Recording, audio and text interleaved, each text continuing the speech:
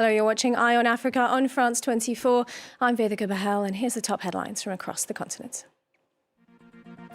South Africa says France rescinded President Cyril Ramaphosa's invitation to the G7 Leaders Summit in June, alleging Paris bent to the demands of the US, which pressured for Pretoria to be excluded.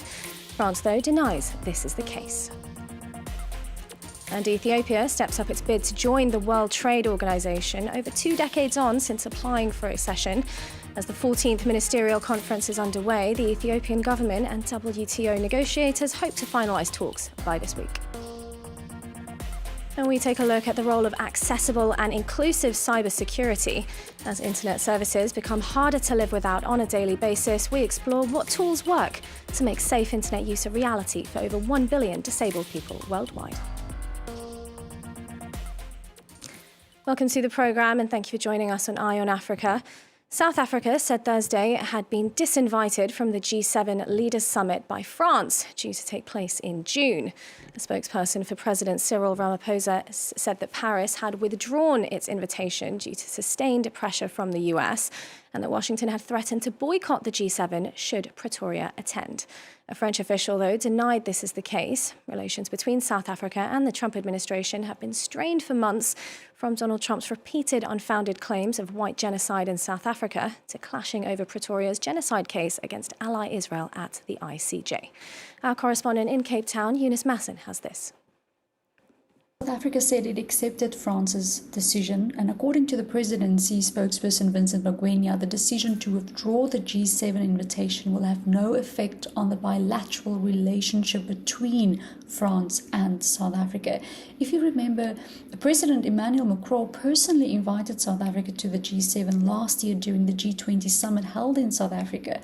So it is clear that France's decision followed after severe pressure from Washington. The US also boycotted the G20 summit last year that was hosted by South Africa, and it is also excluding South Africa from events leading up to this year's G20 summit held in the US. This latest development to exclude South Africa from the G7 increases further diplomatic tensions between the US Trump administration and South Africa. The US wants South Africa to withdraw its genocide case against Israel, while also criticizing local racial policies in South Africa. The presidency once again said it will continue to engage with the US. It always pursues peaceful dialogue. Unfortunately, participating in the G7, which South Africa attended last year in Canada, is crucial for Africa's economy, especially at a time of intense global geopolitical competition. As the 166 members of the World Trade Organization kicked off a key ministerial conference in Cameroon, Ethiopians are watching closely to see if their country will finally join the organization almost 25 years after applying to do so. Negotiators for the WTO and the Ethiopian government set a goal to settle negotiations by this week to finalize the accession process. Our correspondent in Ethiopia, Tom Canetti, explains what's caused such a delay. This is a process that has taken almost 25 years. So why have these negotiations taken so long? They're essentially centred around removing the red tape from Ethiopia's economy, which essentially means the liberalisation of the banking and foreign exchange sectors, the easing of restrictions against foreign investors, and the increased role of the private sector, most importantly, in the economy. Ethiopia has been making steps towards this over the last years, notably with the opening up of its telecom sector, which the WTO saw as a positive move towards economic liberalisation. It's also answered more than 200 questions by members and submitted more than 50 pieces of legislation in the last year alone. So what would it mean if Ethiopia does gain access to the World Trade Organization? Firstly, it would have to lower its import tariffs, which would mean more competition for domestic producers, and it would also have to face harsher rules against the government protecting local products. But on the positive side, products would become cheaper for consumers in Ethiopia. The country would likely see an increase in foreign investment, and exports would become likely easier due to a lower risk of government intervention. Tom Canesi there from Addis Ababa. Next, the most blatant administrative scam in the history of our sport. That's Senegal's football boss Thursday, how he labelled the decision to strip the Lions of Teranga of its 2025 Africa Cup of Nations title, a decision that declared rivals Morocco the champions. Now, he vowed that Senegal will fight back as the Court of Arbitration for Sport confirmed receipt of the country's appeal. Senegal also plans to parade their trophy this Saturday during a friendly in Paris. Let's take a listen. Faced with what amounts to the most blatant and unprecedented administrative robbery in the history of our sport, the Senegalese Football Federation refuses to accept this. Senegal will not bow down, nor will it compromise on its values. Our fight today goes beyond the pitch and sporting disputes. It is about defending the honor of our wronged players and preserving the integrity of African football. Next, internet services in Africa have been booming, evolving at a rapid rate. Latest figures show the continent had about 570 million users in 2022, and the Cybersecurity Exposure Index ranked Africa as the region with the highest exposure to cyber attacks.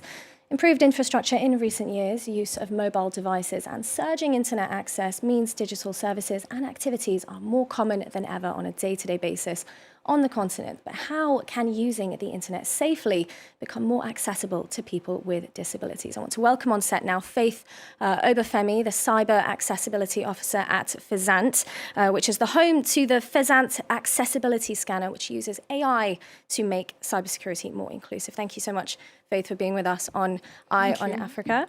I want to start by asking you, you have created this tool, the Accessibility Scanner. Can you tell us what it is and explain to us a little bit about how it works? Okay, thank you.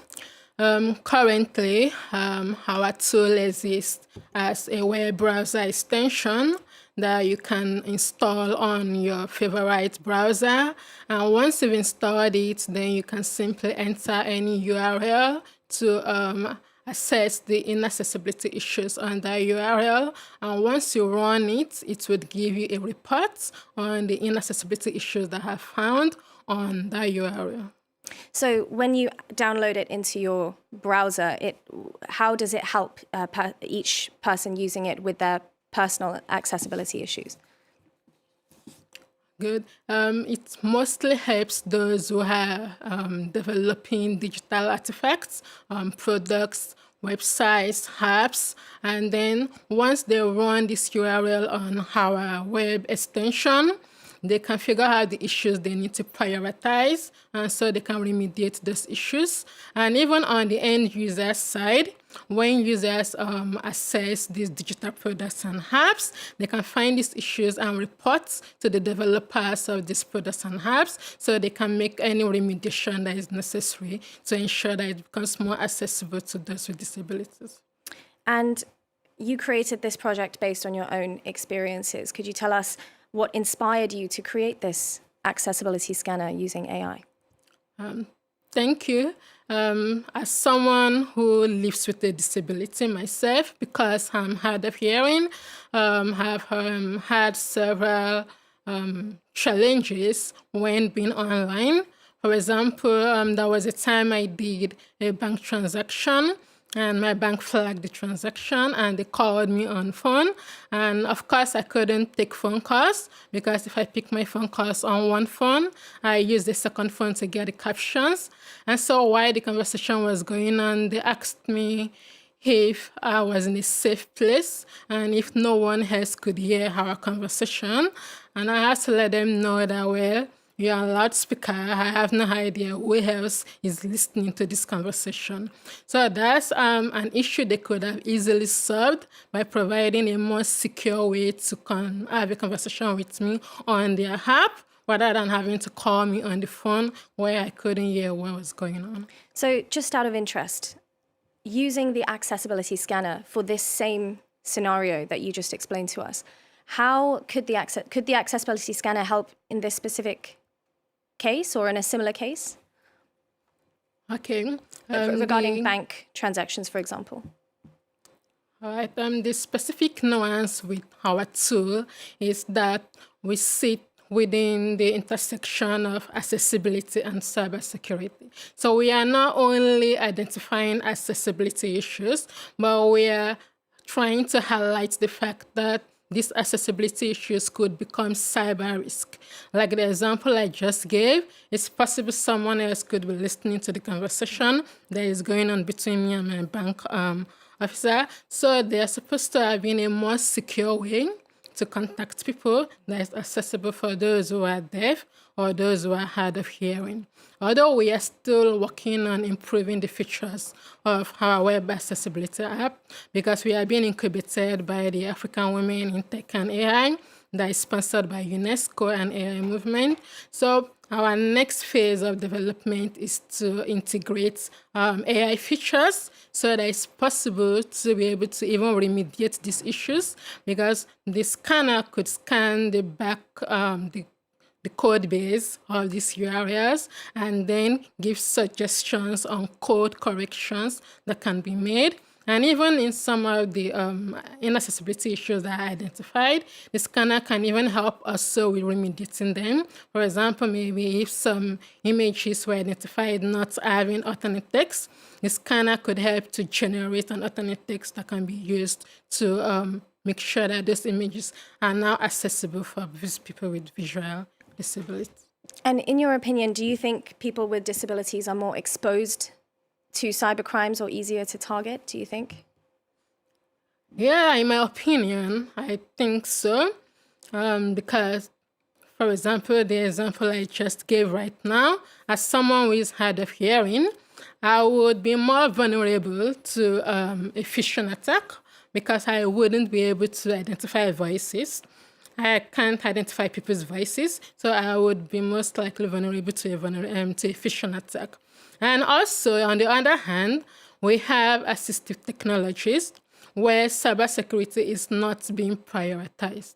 For example, I'm using this speech-to-text app, and I probably have no idea how long this recording is going to be stored, though Apple says that it's stored for like 24 hours or thereabout. But in other similar apps like this, most could be stored indefinitely. So those are loopholes that malicious actors can exploit, because people may not even think that, there could be any security issues with these assistive technologies. So in my opinion, I think people with disabilities are more vulnerable to cyber attacks. And just very quickly, I just want to ask you, do you have any success stories of your scanner, of how it's helped people, or anything you could tell us about that? Yeah, because we are still participating in the Awis AI incubation, so we just completed development of our MVP, which is the basic features for the scanner on the web extension. Right now, we have about 80 to 90 people who have already downloaded the scanner and are already using it. And they've already told us that it has helped them with early identification of inaccessibility issues that they then address before shipping the product out to the public. Well, I think we're going to leave it there. Thank you so much for joining us. Faith Obafemi, the Cyber Accessibility Officer at Fazant, and telling us about your accessibility scanner. Thank you so much for being with us on Eye on Africa. Well, that's all we have time for in this edition. Do stay with us, though, on France 24. Don't go away. There's more world news coming up.